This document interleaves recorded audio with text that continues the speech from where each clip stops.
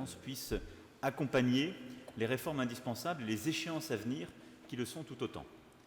Et j'ai été très sensible à l'engagement du président Déby d'organiser pour mai prochain des élections législatives et municipales. Et je souhaite que l'Union européenne soit aux côtés du Tchad pour ces échéances.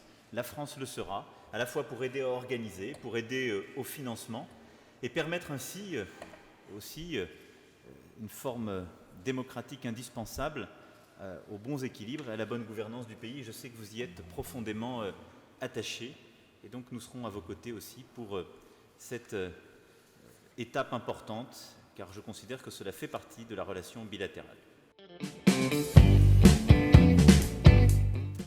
Au-delà de cela, il y a une urgence économique et sociale compte tenu des difficultés que vit l'économie tchadienne et j'ai souhaité aussi que nos entreprises soient davantage présentes et nous avons établi un groupe de travail pour que d'ici à 3 mois, d'une part, nous réglions les difficultés qui sont aujourd'hui constatées, que nous puissions être au rendez-vous des demandes de développement du gouvernement tchadien et que nous puissions envisager de nouveaux projets d'investissement.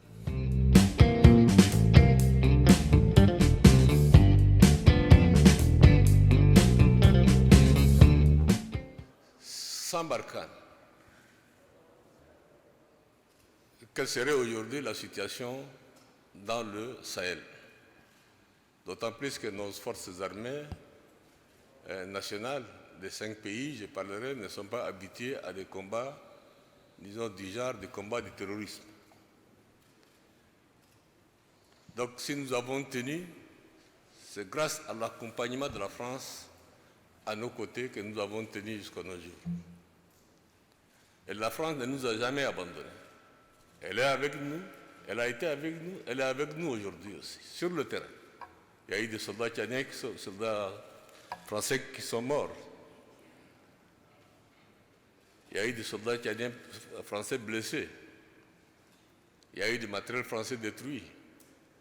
Tout ça, évidemment, ça a un coût. Mais la France ne nous a jamais abandonnés.